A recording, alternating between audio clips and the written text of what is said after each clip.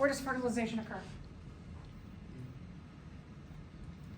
Good. So in E, uterine tube, fallopian tube, oviduct, ovarian tube. Remember, it does not occur in the uterus. I just want to go through the phases of embryonic development. So one sperm and egg, as you just saw through that video, joined together. Uterine tube, fallopian tube, ovarian tube, oviduct. You are going to have what's called the zygote. The cilia inside of the tube are going to sweep that fertilized cell into the uterus, where it is going to embed into the endometrium.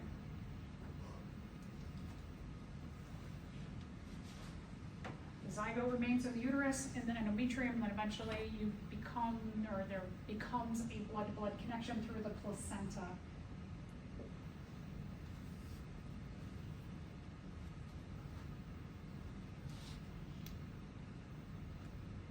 I have this illustration for you in the lab. You can grab a copy of it. This shows you that somewhere in the beginning of the fallopian tube, fertilization occurs. I like this because it shows day by day the movement of the cells. Fertilized cell has a nucleus that splits into 2 cells, into 4 cells, into 8 cells, into 16 cells. Once you get about 4 days in, the cells become very numerous, beyond 16 cells, and you have a solid ball of cells called the morula. By the first week, by the beginning of the first week, your cells migrate from being solid, they migrate outward, and you have a hollow center, and that's called the blastula or blastocyst. And then at about the beginning of the first week, the end of the first week, beginning of the second week, the ball of cells implants into the endometrium in the uterus. When the cells divide from 1 cell to 2 cells to 4 cells to 8 cells, we call that cleavage. Cleaving means split into 2.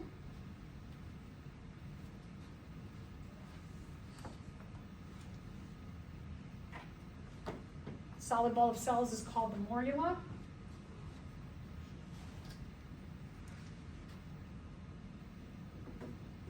End of the first week, cells migrate to the outside. The morula goes from being solid and becomes the blastula, which is hollow inside. Kind of like raspberry-ish, how you have the cells on the outside and the inside of the raspberry is empty.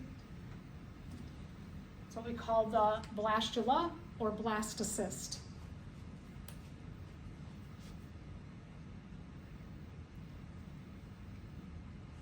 Cells start to differentiate into accessory cells, the cells that will become the amniotic sac and the amniotic fluid, the umbilical cord.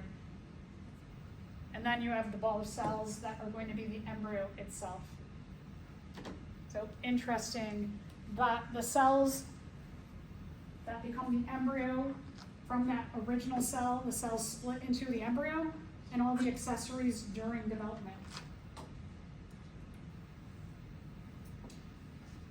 Morula, solid.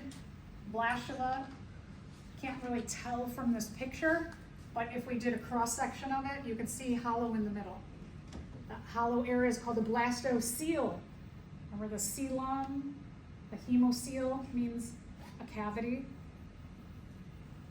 The beginning of the second week, the cells start to differentiate themselves into committing to being one of 3 categories of cells, and that's called gastrulation. Up.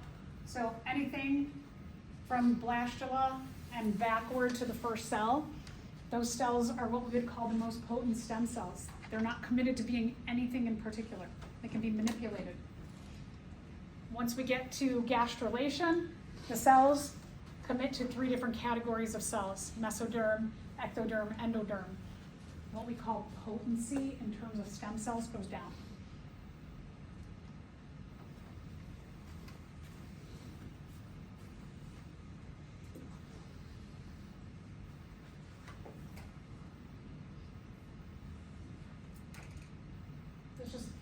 dish showing you from one cell, you have cleavage into two, cleavage into four, then you'll get 8, you start to get exponential growth.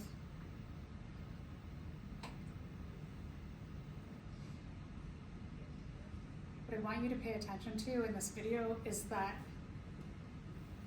the group of cells from the first cell all the way to the end of this video showing the blastula is that the mass doesn't change. So let's go back again. So see the mass size right now? See the mass where you started this video?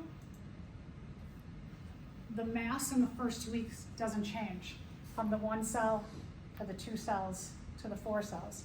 So the mass stays exactly the same, meaning that size. But it splits like this to 2, to 4, 8, 16, to morula, to blastula, to gastrula. Does the number of cells increase? Yeah, right? You go from 1 to 2 to 4, it goes exponential, so the number of cells goes up. Size of cells, do they go up or down or stay the same? Size, do they get bigger or smaller with every cleave? Smaller, right? So the mass stays the same in the first 2 weeks.